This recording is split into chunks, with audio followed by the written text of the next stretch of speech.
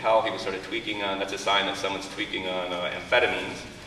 And then at some point he upset the wrong guy or bumped into one of these Hell's Angels, and so they started punching him, and he pulled out a gun, and he held it over his head, and then just an instant later an angel sort of lunged, and you can see this in the film with a knife, and sort of plunged it right between the side of his neck and killed him on the spot, right while the Stones were playing.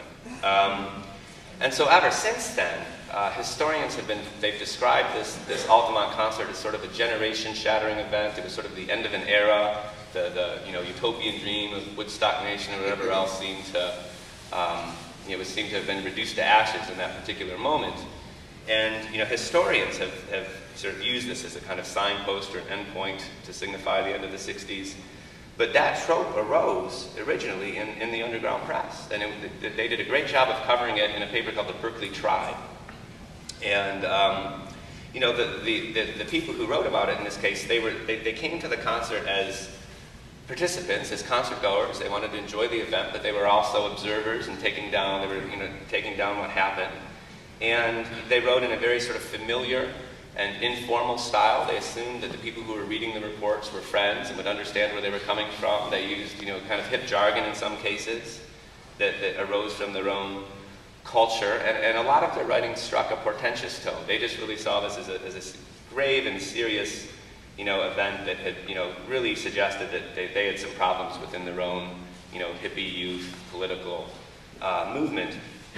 Meanwhile, the San Francisco Examiner, which was the flagship of the Hearst newspaper chain, completely missed the concert's significance. In their first reports, they stressed that it had gone really well.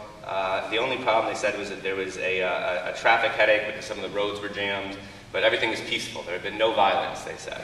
And in fact, it wasn't just that this Meredith Hunter guy died. 3 other people were killed. One person was run over while he was camping. Another person drowned in an irrigation canal. And then someone else died. I think there were 4 deaths. So they missed the significance. They were really trying to sort of describe the event in a kind of Woodstock-type template about, this is a beautiful event for the counterculture. They really blew it. Later on, when it became impossible to deny that the event had been a disaster, they had a hard time trying to explain just why the concert was even attractive to youth. Why would young people even want to go to a free concert, by the Rolling Stones? They had, I'm not kidding. They literally could not come up with an explanation that they thought was satisfactory. And then finally, this guy Dick Nolan, an op-ed columnist, stressed that this event had been a disaster because his tone was so priggish and excoriating that it's hard to believe that many young people could have taken him seriously. He said, quote, "Maybe it's wishful thinking, but to me that Altamont rock fiasco looked very much like the last gasp of the whole hippie drug thing. There were the Stones," he said, quote, "peddling their idiot doggerel and primitive beat before that most mindless of animals, the human mob. Altamont was just another manifestation," he said, of, quote, "the rock drug slobbery cult," to which he said, "good riddance." And so I just juxtaposed, there's so many different events in the 60s where you can juxtapose underground press coverage that was, sympathetic and politicized, but also more accurate than the mainstream press coverage that was going on at the time. And so I just sort of use that as an anecdote to explain, the different approaches between these salary mainstream journalists and the radical underground journalists. And this book is, I told you, it's largely an academic book. I tried to make it fun, but I have some historiographical claims. Most historians who have written about the 60s for a long time, I think, have really overemphasized Students for a Democratic Society, which was the main New Left protest group.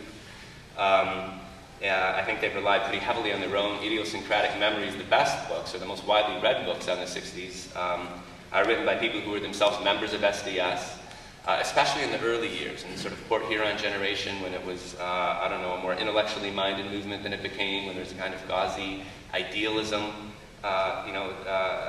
in SDS. And they wrote from a kind of elite or sort of top-down perspective.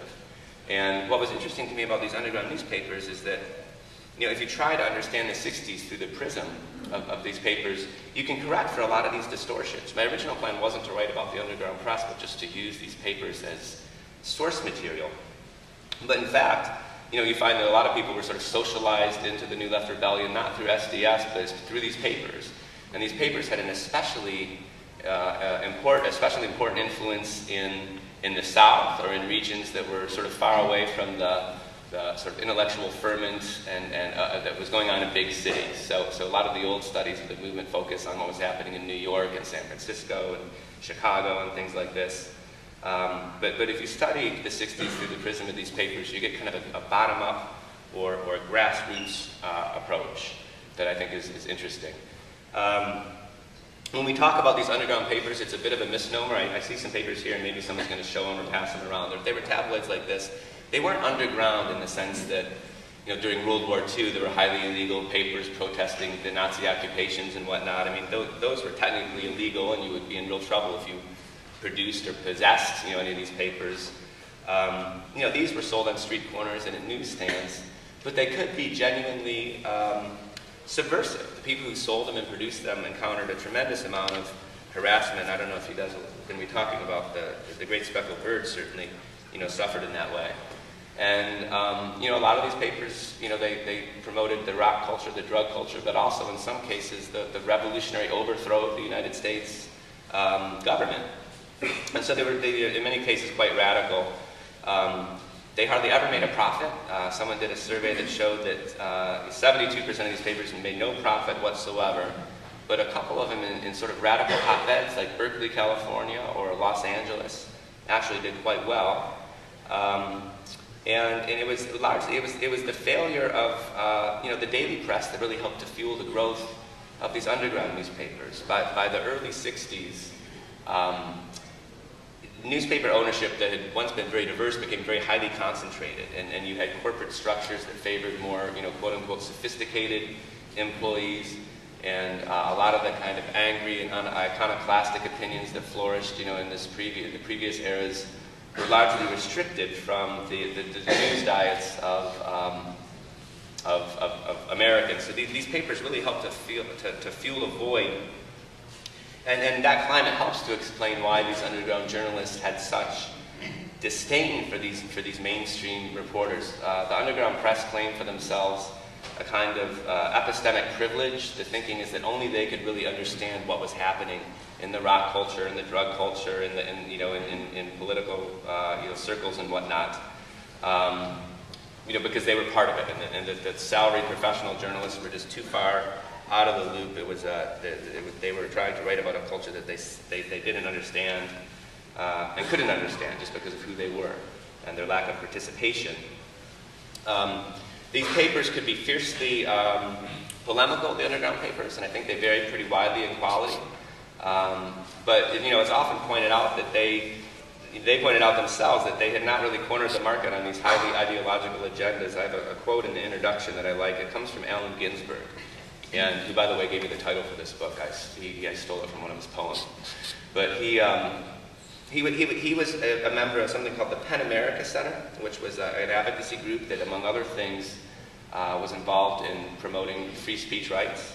And the president of that center, a guy named Thomas Fleming, had recently released a statement, you know, condemning the attempts to, you know, censor or stifle these underground newspapers, and those efforts were pretty widespread.